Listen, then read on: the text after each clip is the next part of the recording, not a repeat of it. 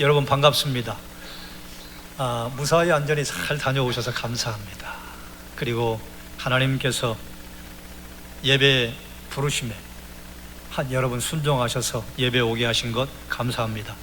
이반족 집중 선교단은 추석 연휴를 말레이시아에서, 그리고 우리는 한국에서, 또 추석 명절에도 불구하고 많은 분들이 새벽에 나와서 기도하고 밤에 와서 기도하고 이반족 집중 선교단의 집중 선교에 함께 해주셔서 감사합니다. 우리 예배가 하나님께 받으시는 예배가 되기도 하지만 우리에게 허락하시는 하나님의 은혜가 되기도 합니다. 누구보다 하나님께서 우리를 만나기를 기뻐하시고 우리를 기다리셨기 때문에 이 예배, 하나님과의 깊은 만남, 하나님과의 역동, 그리고 성도 간의 아름다운 교제의 역동이 넘치게 해주시기를 축원합니다. 오늘은 희어져 추수할 때라 하는 제목으로 말씀을 선포하겠습니다. 우리는 이반족 집중 선교를 위해서 6월 말부터 함께 열심히 기도하고 헌신하고, 또 우리 성도들이 선교 헌금을 봉헌해서 올해도 이반족 집중 선교를 은혜 중에 잘 다녀왔습니다. 가장 수고한 분들이야 집중 선교 단원들이죠. 현장에 가기까지 여기서 매일 훈련하고 연습하고, 그리고 준비한 것을 3박 4일 동안 그곳에 가서 낮사역 밤사역으로 헌신하는데 참 많은 애를 썼습니다. 올해도 잘 다녀왔어요. 여러분이 함께 기도해 주셔서 통관 절차에도 문제가 생기지 않고 잘 들어갔다가 잘 나왔습니다. 무사히 잘 다녀오게 하신 것 하나님의 은혜인 줄로 알고, 여러분이 삶의 현장에서 릴레이 기도 또 열심히 해주셔서 고맙습니다. 이제는 우리의 영적인 모드를 목장의 아름다운 동행으로 이제 바꿔야 합니다. 목장의 아름다운 동행을 하나님께서 우리에게 허락을 하시고, 목장의 아름다운 동행을 통해서 하나님께서 영광 받으시고, 그리고 구원받기로 작정된 사람들이 이번 기회를 통해서 다시 한번 하나님의 몸된 교회에 연결되게 하실 줄 믿습니다. 그 일에 하나님께서 우리를 부르시고 그 일에 하나님께서 우리를 사용하실 줄 믿습니다. 레일 리치먼드라고 하는 사람이 전도를 하고 싶었는데 전도를 못 하겠어요. 그래서 신앙서적 소책자를 몇 권 사서 길에 휙 뿌리고 도망갔어요. 누가 가지고 가나, 좀 가져갈 사람이 가지고 가면 좋겠는데, 가져갈 사람이 가지고 갈 때는 알고 고맙다. 그런데 저 사람은 안 가져가면 좋겠네. 얼굴도 험악하게 생겼고 등치도 막 산적 같고. 그런데 그 사람이 소책자 하나를 가지고 가더랍니다. 그리고 이제 맨 나중에 가지고 갔던 그 사람이 죄를 지어서 감옥에 들어가게 됐어요. 그런데 감옥 안에 들어갈 때 길에서 주운 소책자를 가지고 들어갔습니다.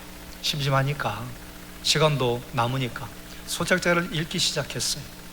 그리고 거기서 주님을 만났습니다.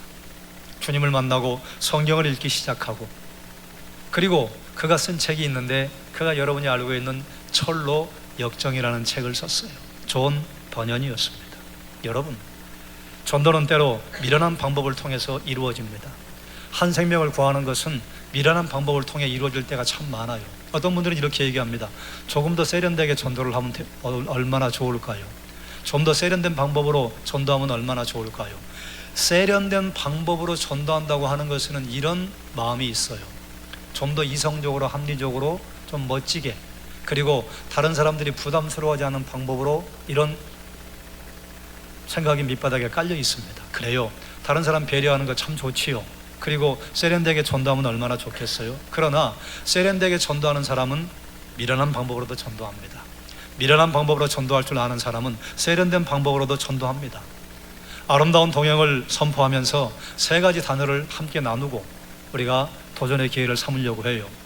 지금, 여기에서, 거두는 자, 이 세 가지 단어입니다. 본문을 우리가 함께 살펴보기 위해서 먼저 배경에 대한 이해가 필요해요. 본문의 내용 여러분이 다 아시잖아요. 예수님께서 사마리아에 있는 수가라고 하는 동네 우물가에 가셔서 사마리아 여인 만나서 그 여인에게 몇 번 질문을 하시고 대답을 하시고, 그리고 내가 크다 드러내신 다음에 그 여인이 메시아를 만난 기쁨 때문에 놀라서 사마리아 동네로 들어가서 사람들에게 내가 메시아를 만났습니다, 그를 와서 보라. 그랬더니 수많은 사람들이 나와서 예수님 만나고 예수님께서 그 마을에서 이틀이나 더 머물고 가셨다. 이게 이제 본문의 내용이에요. 그런데 본문의 내용에 우리가 간과하고 지나갈 만한 굉장히 불편한 단어들이 몇 가지 있습니다. 그 첫 번째는 정오예요. 예수님께서 수가라고 하는 동네 우물가에 도착하신 시간이 정오입니다. 정오는, 우리나라 정오는 뭐 괜찮지만 우리도 이제 여름에 아이고 여름에 너무 뜨겁다, 그리고 낮에 돌아다니기 힘들다, 그럴 만큼 더워졌는데 중동 지역의 여름은 사람들이 일하는 시간이 아닙니다. 돌아다니는 시간이 아니에요. 그 시간에는 관공서도 문을 닫습니다. 집에서 쉬는 시간이에요. 그런데 예수님이 정오에 가셨단 말이죠. 불편한 시간에 가신 거예요. 우물가는 인간의 고통과 인간의 괴로움을 상징을 할 때 성경이 그 무대 배경으로 쓰는 것이 우물입니다. 사람이 얻을 수 있는 물이 두 가지가 있는데 노력해야 얻는 물이 있고 노력하지 않아도 얻는 물이 있습니다. 노력하지 않아도 얻는 물 대표적인 것이 비, 강, 샘이에요. 노력하지 않아도 얻는 물이기 때문에 이런 단어가 등장한다, 하나님의 은혜를 말하고 싶은 거예요. 비, 강, 샘이 나온다, 하나님의 은혜입니다. 쏟아지는 하나님의 은혜, 거저 주시는 하나님의 은혜. 그리고 수고해야 얻는 물이 있습니다. 수고해야 얻는 물, 우물이에요. 우물은 제가 가끔 우리 교회에서 선포했습니다만 요즘 우물을 파는 것과 그 시절의 우물을 파는 것은 하늘과 땅 차이예요. 예전에 우리나라의 동네 우물들은 어떤 거는 한 3, 4m만 파도 물이 나오는 게 있고 아무리 깊어야 뭐 5길, 6길 파면 되게 물이 나옵니다. 그런데 중동 지역의 우물은 20길, 30길, 40길 파 내려 들어가야 돼요. 굴삭기가 있는 것도 아니고 땅을 시추하는 시추공이 있는 것도 아니고 사람의 손으로 파야 합니다. 사람의 손으로 20m, 30m를 파 내려가야 얻을 수 있는 게 우물이에요. 그러니까 우물을 하나 판다? 그럼 부족 전체의 사업입니다. 개인이 우물을 파지 못합니다. 부족 전체가 매달려야 되고 때로는 옆에 있는 부족과 서로 협력해서 같이 우물을 파야 해요. 그러니 얼마나 고단한 노력이 많이 들어갑니까? 특별히 아브라함과 이삭의 생애에 우물이 등장하는 것은 아브라함과 이삭이 정말 고단한 인생을 살았다. 그런데 하나님께서 그 가운데서 은혜를 허락하셔서 풍성하게 하셨다는 말을 하고 싶어서 우물이 등장합니다. 그 우물에 여인이 지금 왔어요. 그런데 예수님께서 사마리아 여자와 대화를 나누셔요. 오늘날도 그렇습니다만 이 시대만 해도 여자와 남자가 대로변에서 이야기를 하는 것은 대단히 불경스러운 일이었습니다. 더군다나 유대 남자가 이방인 여자에게 말을 건다는 것은 이건 상상하기 어려운 일이었습니다. 또 한 가지, 예수님 가신 곳이 사마리아입니다. 사마리아는 이방 땅으로 생각을 하고 이스라엘 백성들이 꺼리는 지역이었습니다. 그래서 갈릴리 지역과 예루살렘까지 가장 지름길이 사마리아인데 사마리아를 통과하기 싫어서 뺑 돌아서 가는 길이 여리고 요단강 길, 또 하나는 에브라임 산지로 올라가서 사마리아를 통과해서 내려가는 내리막길이었습니다. 그 정도로 사마리아는 이스라엘 사람들이 싫어하는 지역, 통과하기 부담스러워하는 지역인데 예수님이 지금 그 자리에 들어가신 거예요. 본문은 그러므로 예수님께서 불편한 시간, 불편한 장소, 사람들이 꺼리는 시간, 꺼리는 장소에 도착하셔서 사마리아 여인을 구원하셨다고 하는 말을 하고 싶은 거예요. 그리고 이런 불편한 시간과 불편한 장소, 거기를 꿰뚫는 한 가지의 단어가 있습니다. 하나님의 사랑이에요. 하나님의 사랑은 불편한 장소와 불편한 시간을 마다하지 않으시고 찾아오셨어요. 여러분, 예수님께서 우리를 찾아오신 것이 그렇지 않습니까? 사람들이 불편해하는 시간, 불편해하는 장소에서 우리 예수님 만날 때가 참 많았어요. 그런 생각을 가지고 본문을 보셔야 합니다. 자, 함께 나눌 단어 첫 번째, 한번 따라하죠. 여기에서. 예수님 제자들과 사마리아에 있는 수가라고 하는 동네에 도착한 시간 정오입니다. 먹을 걸 먹지 못했습니다. 아마 예수님께서 아주 시간을 맞추기 위해서 쉬지 않고 걸어오신 것 같아요. 그래 제자들이 먹을 것을 사러 동네에 들어갔습니다. 마침 사마리아 여자 한 사람이 나오자 예수님께서 그에게 말을 걸었습니다. 이 여인은 깜짝 놀랐을 것입니다. 남자가 여자에게 말을 거는 것도 굉장히 부담스러운 일인데 유대 남자가 사마리아 여자에게 말을 건다? 그럼 굉장히 이상한 일입니다. 부담스러워요. 그런데 예수님 말을 걸어왔어요. 처음에는 별로 반갑지 않은 대화를 했는데 점점 여인의 마음속을 파고드는 대화를 하시는 거예요. 제자들이 돌아와서 이상하게 여겼습니다. 그런데 그 누구도 예수님에게 어찌하여 사마리아 여자와 말씀을 하십니까? 어떤 대화를 하십니까? 라고 묻지 않았습니다. 왜냐하면 그동안 예수님과 동행하면서 예수님께서 의미 없이 하시는 일이 없다고 하는 것을 제자들은 알고 있어요. 여러분, 이처럼 우리의 인생도 마찬가지입니다. 때로 우리의 인생에 하나님 이게 무슨 의미가 있습니까? 과연 이것이 나에게 유의미합니까? 하나님, 이건 왜 나의 계획과 나의 기도대로 이루어지지 않으십니까? 때로는 우리의 뜻대로 돌아가지 않고 우리의 생각대로 돌아가지 않는 일들이 우리의 인생에도 얼마나 많습니까? 하지만 우리가 한 가지 확실하게 붙잡을 수 있는 것은 그 어떤 것도 하나님의 뜻하심과 하나님의 보호하심과 하나님의 전능하신 날개 아래 그 어느 것도 하나님의 뜻 없이 이루어지는 것이 없다고 하는 것입니다. 여러분 이렇게 생각하실 거예요. 그럼 나는 아픈데요? 나는 지금 죽음을 앞두고 있는데요? 그래요. 우리가 병중에 있는 것도 하나님의 날개 아래 있는 것이요, 우리가 죽음을 앞두고 있는 것도 하나님의 날개 아래 있는 것이요, 그리고 우리는 마지막에 항상 마음에 새기는 구절이 있잖아요. 하나님께서 모든 것을 합력하여 선을 이루게 하시느니라. 반드시 합력하여 선을 이루신다고 하는 믿음을 가지고 때로 내 생각대로 내 뜻대로 내가 기도한 대로 이루어지지 않는다 할지라도 하나님의 인도하심과 하나님의 보호하심을 여러분 놓지 마시고 끝까지 붙잡고 가시기를 주님의 이름으로 축원합니다. 여인이 예수님 만난 다음에 이렇게 선포합니다. 요한복음 4장 29절입니다. 내가 행한 모든 일을 내게 말한 사람을 와서 보라. 이는 그리스도가 아니냐 하니. 아멘. 이 여인은 예수님께서 그리스도인 것을 발견하고 깜짝 놀라서 사람들에게 외치러 갔습니다.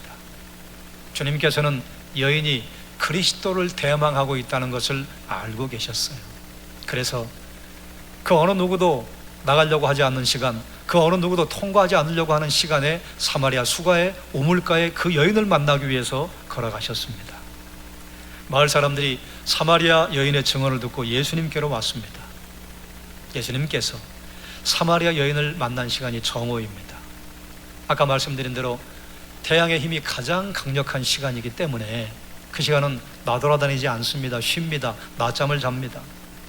그런데 여인은 이 시간에 나왔어요. 왜 쉬지 않고 낮잠 자지 않고 나왔을까요? 다른 사람들을 만나기가 싫은 거예요. 다른 사람들의 눈길을 피하고 싶은 거예요.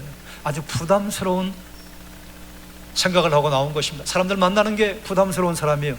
그런데 예수님께서 그 여인을 만나겠다고 그 시간에 그 여인을 기다리고 있었습니다. 제자들은 생각을 했을 것입니다. 예수님, 여인이 보아하니 별로 말할 생각도 없는 것 같은데 굳이 이 시간에 여인에게 복음을 전해야 합니까? 물 뜨는 시간이 뭐 그냥 이렇게 우리나라 우물처럼 표주박을 툭 던져서 이렇게 물을 뜰 수 있는 그런 곳이 아니에요. 한참 내려보내야 됩니다. 두레박. 그리고 한참 끌어올려야 돼요. 거기서 지금 말 걸고 있는 거예요. 예수님 저렇게 일하고 있는데 굳이 저기서 복음을 전할 필요가 있습니까? 하필 여기에서 우물가에서 고단하게 일하는 자리에서 여인이 피하고 싶은 눈치가 역력한데 꼭 여기서 복음을 전해야 합니까? 예수님, 꼭 유대도 아닌 사마리아에 와가지고 이 우물가에서 복음을 전해야 됩니까? 당시 유대인들은 유대를 벗어나서 다른 지역을 갔다 오면 그 지역에 들어오면서 신발에 먼지와 옷에 묻은 먼지를 털어버렸습니다. 이것은 아이고 더럽다, 먼지가 묻어서 위생상 이런 의미가 아니었습니다.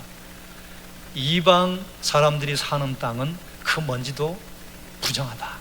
그래서 이방 사람들이 살고 있는 지역을 통과하고 난 다음에는 예루살렘 유대 지역에 들어올 때는 신발에 있는 먼지와 옷에 있는 먼지를 털어버릴 때였어요. 그런데 예수님, 굳이 사마리아 사람들이 떠먹는 우물 여기까지 와서 그냥 지나가면 될 걸 왜 여기서 꼭 복음을 전해야 합니까? 이런 불편한 마음들이 제자들에게 있었을 거예요. 그런데 주님께서는 여인이 사람의 눈을 피해 나온 우물가에서 사마리아 사람들에게 복음을 전하셨습니다.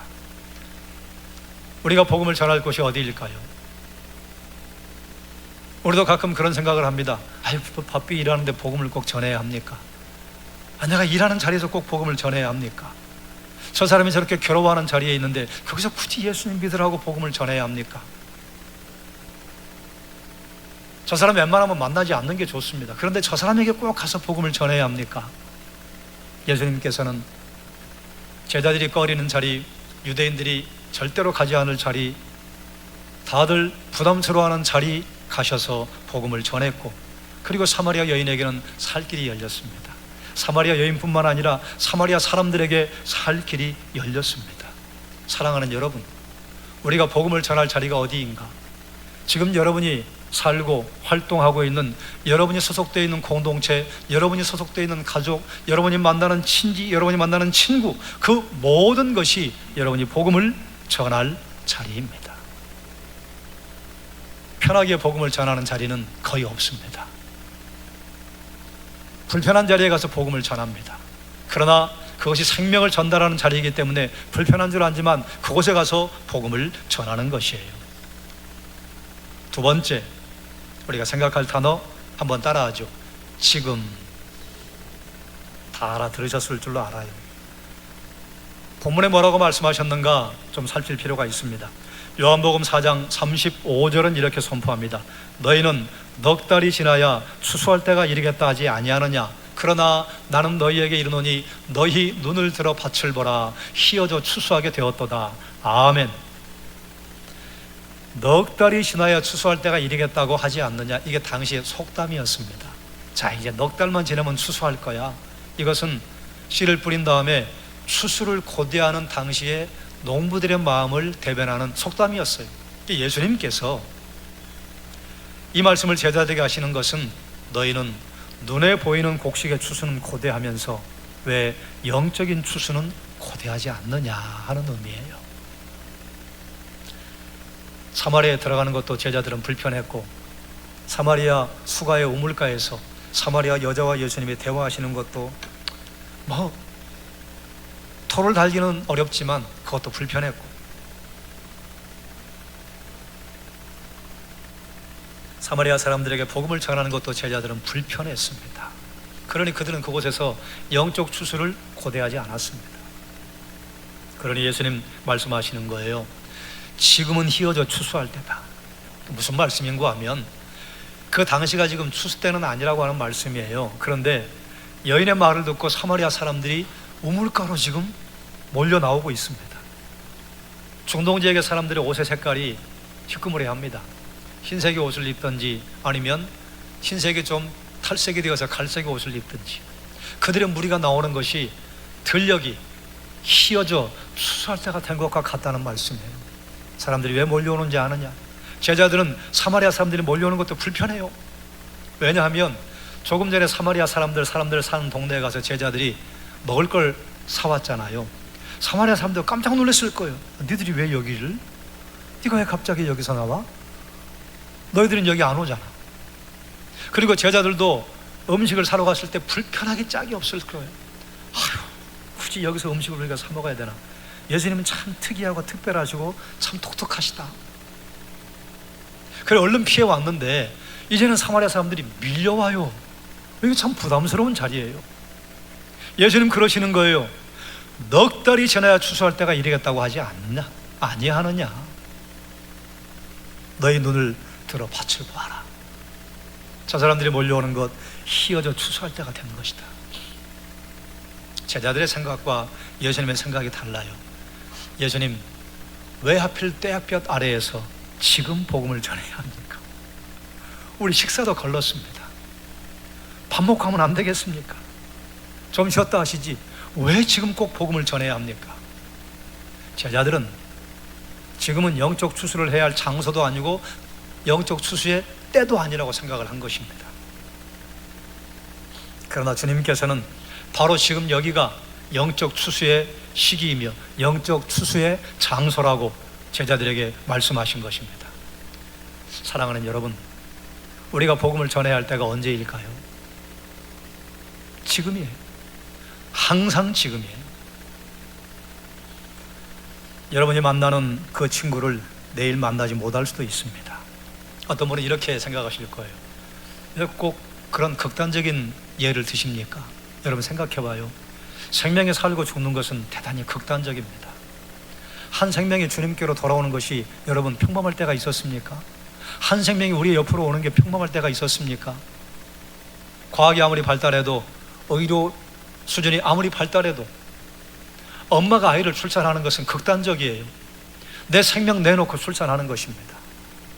결혼 예비학교를 하면 제가 청년들에게 물어봐요. 출산을 어떻게 할 생각이신가?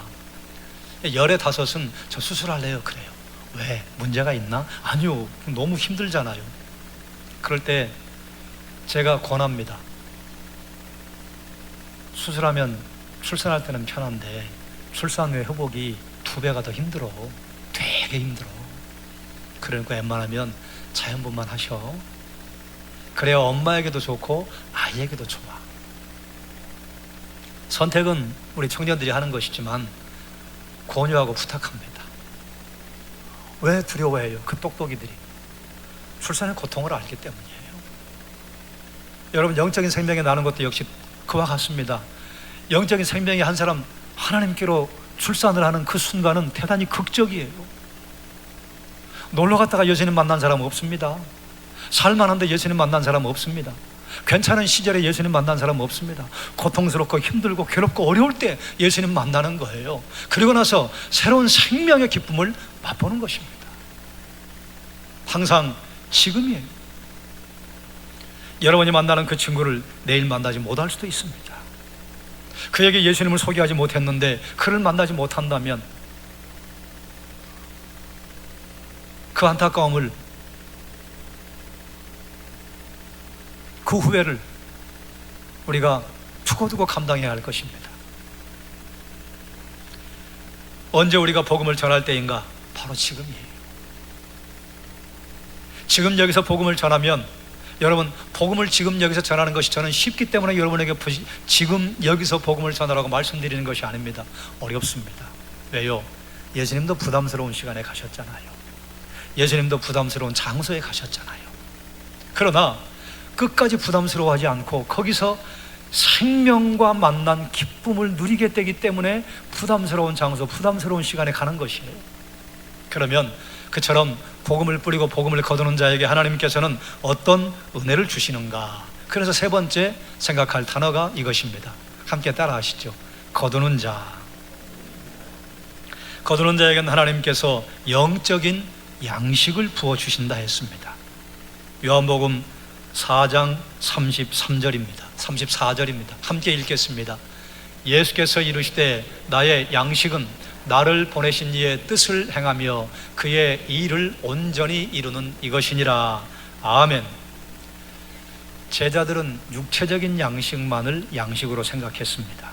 그런데 예수님께서 제자들의 눈을 지금 열어주시는 거예요. 영적 양식이 참된 양식이다. 영적 양식은 무엇인가? 하나님의 뜻을 행하며 그의 일을 온전하게 이루는 것. 하나님의 뜻을 행하며 구원 사역을 온전하게 이루는 것이 우리의 영적인 양식이라는 거예요. 이 예수님의 양식만이 아니라 우리의 영적 양식도 됩니다. 사람이 육체적인 음식을 먹음으로 몸에 힘을 얻습니다. 그런데 놀랍게도 영적인 일에 우리가 함께 할 때 영적인 생명력을 받습니다. 여러분, 우리의 영혼이 소성되는 자리가 예배의 자리예요. 기도의 자리예요. 다른 사람을 사랑하며 다른 사람을 구제하며 다른 사람을 주님께로 인도할 때, 그때 우리의 생명이 다시 한번 소성함을 얻습니다. 육체적인 양식을 먹는 것으로도 몸에 활력이 생깁니다. 이처럼 하나님의 일을 하는 것으로 말미암아 우리 영혼에는 활력이 생겨요. 주님의 일을 감당하고 주님의 일에 우리가 동역할 때에 하나님이 주시는 은혜입니다. 자, 그러면 우리가 이루어야 할 하나님의 일은 무엇인가? 요한복음 6장 29절입니다. 함께 읽겠습니다. 예수께서 대답하여 이르시되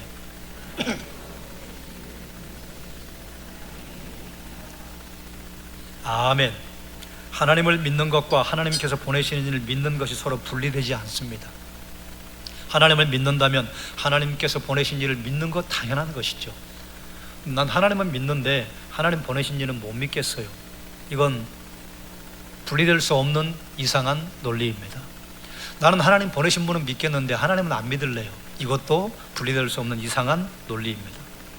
하나님 믿는 것, 하나님께서 보내신 일을 믿는 것이 서로 같아요. 하나님의 일은 하나님께서 보내신 예수님을 믿는 것입니다. 그런데 여러분, 여기서 우리가 잠깐 좀 생각할 중요한 단어가 있어요. 믿음. 믿음의 출처가 어디입니까? 믿음의 출처는 하나님이에요. 여러분, 여기서 노력하면 믿음이 생길 수 있습니까? 여러분이 수고하고 애쓰면 믿음이 생길 수 있습니까? 아니요. 아무리 수고하고 애쓰고 노력해도 하늘에서 부어주지 않으시면 믿음이 우리에게로 임하지 않습니다. 그래, 우리 이렇게 말하잖아요. 믿음은 하나님의 선물이다. 그래, 성경 기자들은 믿음은 금보다도 귀하고 꿀보다도 더 달다고 이야기를 해요. 왜냐하면 어느 순간 믿음이 갑자기 내 마음속에 뚫고 들어왔어요. 이유가 없어요. 어느 순간이에요.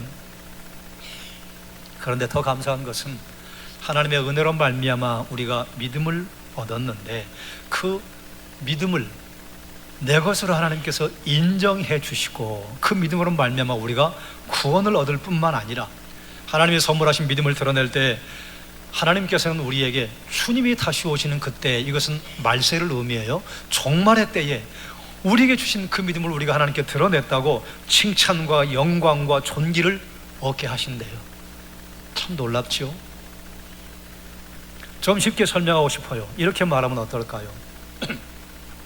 하나님께서 우리에게 초대장을 보내시고 그리고 멋진 장소에, 멋진 홀에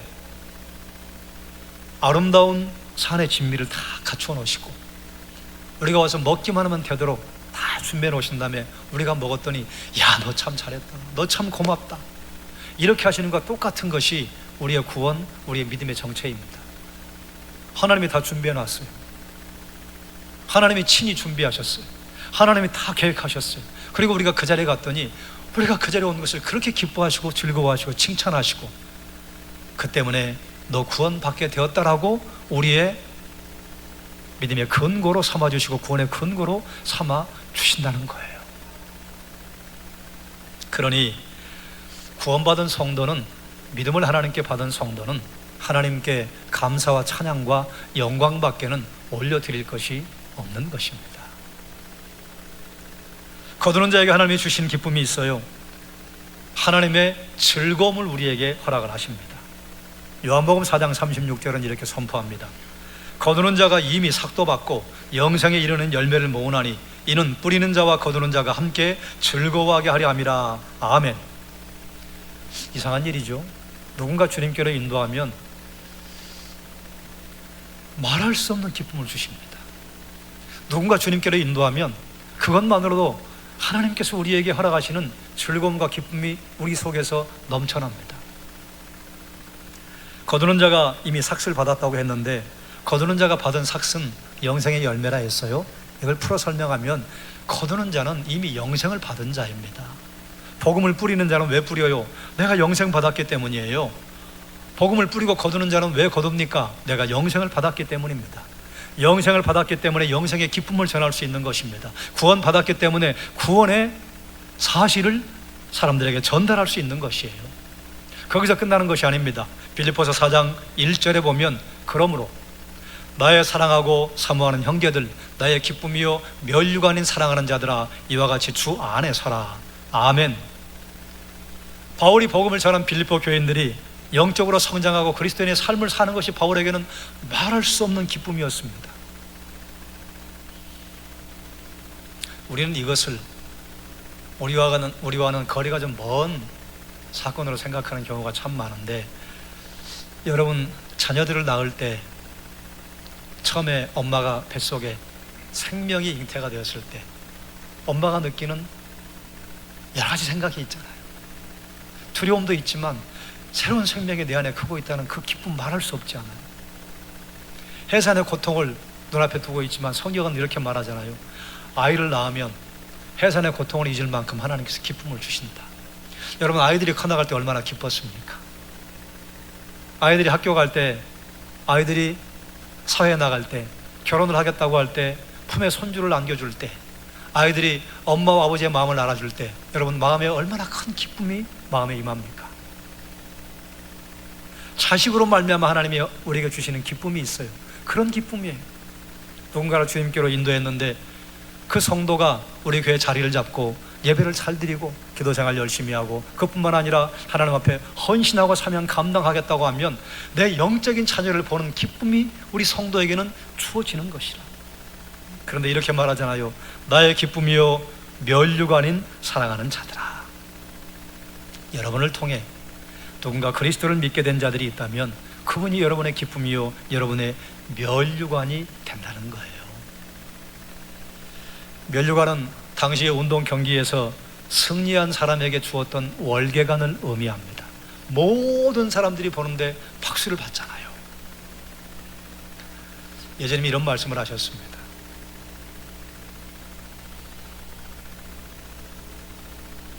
이 땅에 살고 있는 한 사람을 옳은 대로 인도한 자는 하늘의 별처럼 빛날 것이다. 하늘의 별의 특징이 있어요. 모든 사람들이 다 봅니다. 항상 빛이 납니다.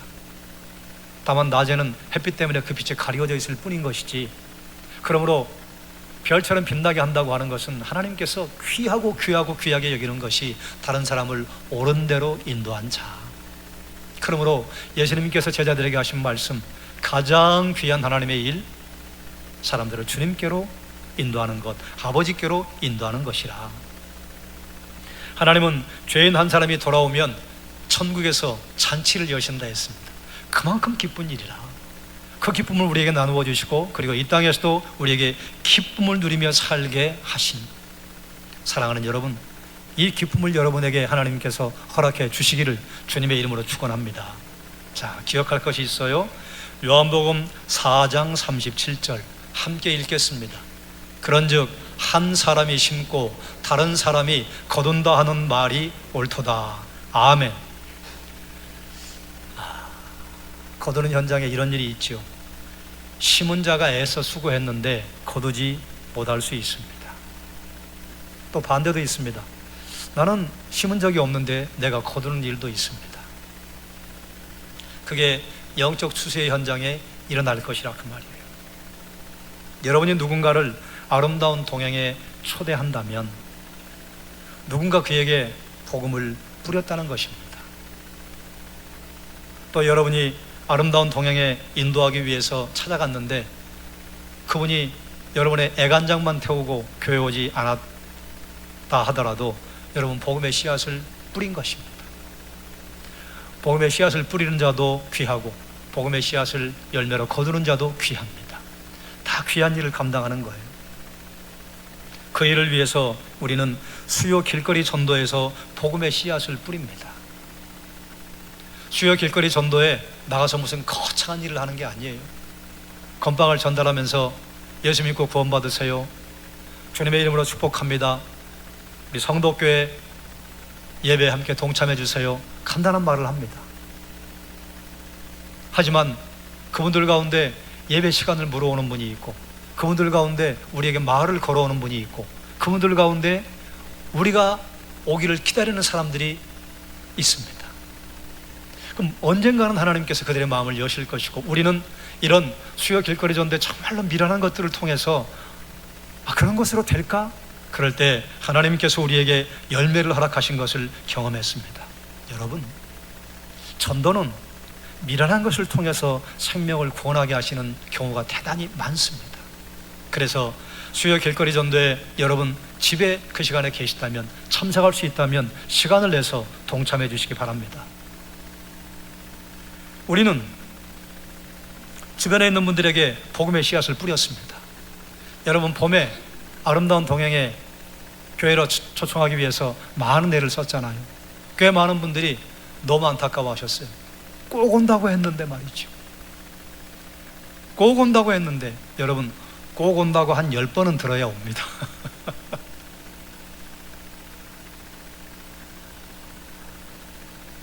한 번 들었습니까? 9번 더 들어야 돼요. 2번 들었으면 8번만 더 들으면 돼요. 언젠가는 하나님께서 반드시 보내실 거예요. 여러분이 봄 아름다운 동행에 누군가를 교회로 인도하기 위해서 애를 썼는데 그분이 교회 오지 못했다면 다시 가을에 찾아가십시오. 포기하지 마십시오. 왜냐하면 어쩌면 그분을 향한 하나님의 최선책, 하나님의 대안은 여러분일 수 있기 때문에 그렇습니다. 여러분이 포기하면 안 되는 이유, 여러분의 가정과 여러분이 다니는 일터와 여러분이 만나는 사람들에게 주의 복음을 전하기 위해서 하나님이 최선책으로 보낸 분이 여러분일 거예요. 다른 사람들은 거기 못 가요. 예수님께서 왜 불편한 시간에 불편한 장소에 가셨는가? 예수님 그 시간에 그 자리에 가지 않으시면 사마리아 여인과 사마리아인들은 구원받을 수 없습니다. 유대인들은 아무도 가지 않을 거예요. 제자들은 절대로 들어가지 않을 거예요. 제자들이 언제 들어갔는가? 성령이 그들에게 임하고 나서도 이방인들에게 복음을 전하는 것을 발을 떼지 못했습니다. 그래서 예수님께서 선택하신 이방인의 선지자, 이방인의 사도, 임금들을 위한 사도 바울, 기억하시기 바랍니다. 꼭 여기서 복음을 전해야 합니까? 그렇습니다. 여러분이 사는 삶의 현장, 거기가 여러분이 복음을 전할 자리입니다. 꼭 지금 복음을 전해야 합니까? 그렇습니다. 우리에게 허락하신 시간은 지금밖에 없어요. 사람들은 과거와 미래가 우리의 시간인 것처럼 생각을 해요. 여러분, 과거 우리 시간이요? 아니에요. 지나갔어요. 미래 우리 시간이요? 몰라요. 무슨 일이 벌어질지. 여러분, 현재도 내 시간은 아닐 때가 얼마나 많아요. 내가 생각한 대로 굴러가지 않을 때가 얼마나 많아요. 그나마 내가 힘을 쓸 수 있는 시간은 지금이에요. 우리의 시간은 지금밖에 없습니다. 내게 허락된 시간은 지금이에요. 지금 하지 못하면 내일도 못합니다. 복음을 전하는 자에게 하나님이 주시는 기쁨이 있습니다. 하나님이 천국 잔치를 여시는 기쁨을 우리에게도 허락을 하시는데, 그뿐만 아니라 우리가 인도한 사람을 나의 기쁨이요 나의 면류관으로 하나님께서 내게 상급으로 주신다는 것이에요. 주님은 지금 여기를 간과하지 않으셨습니다. 그리고 우리에게 지금 여기를 허락을 하셨습니다. 지금 여기에서 어떻게 할 것인가는 우리의 선택입니다. 그러므로 사랑하는 여러분, 우리는 다시 한번 함께 기도하고 힘을 모아서 가을 새생명 축제 목장의 아름다운 동행을 진행하는 것은, 자, 멍석 깔았습니다, 우리 한번 힘을 내봅시다, 그 말이에요. 혼자 하기는 어려우니까 우리가 2사람 3사람이 함께 해봅시다. 혼자 하는 것은 부담스러우니까 우리 목장이 함께 전도 대상자를 정하고 그분을 위해 기도하고 그분을 초청하고 그분에게 복음을 전합시다. 그리고 우리의 힘과 능력으로 불가하니까 10월 마지막 주에 기도회로 모이는데, 그때부터 우리가 함께 하나님 앞에 릴레이 금식 기도합시다. 기도 외에는 이런 데가 나갈 수 없다고 하셨으니 우리가 기도하면 하나님께서 우리의 기도에 응답하실 능을 허락하실 줄 믿고 우리가 기도를 하나님 앞에 매달릴 때, 그때 하나님께서 우리에게 주시는 공동체의 힘이 있습니다. 다시 한번 이 가을에 여러분에게 허락하신 여기와 지금, 그리고 거두는 자에게 하나님이 주시는 그 기쁨을 여러분의 것으로 경험하며 누리게 해주시기를 주님의 이름으로 축원합니다. 기도하겠습니다. 그러므로 나의 사랑하고 사모하는 형제들, 나의 기쁨이요 면류관인 사랑하는 자들아, 이와 같이 주 안에 서라. 하나님, 누군가 우리를 찾아와서 문을 두드렸기에 우리는 여기서 예배하고 영생을 누리며 구원받은 자로 살아갑니다. 우리가 다시 누군가의 문을 두드리며 우리가 허락하신 지금 이 시간을 생명을 살리는데 사용할 수 있도록 교회가 함께 힘을 모으고 기도를 모으려고 합니다. 하나님께서 사랑하는 종들을 통해 기쁨과 면류관을 얻는 역사를 허락해 주시기를 원하옵나이다. 예수님의 이름으로 기도드립니다. 아멘.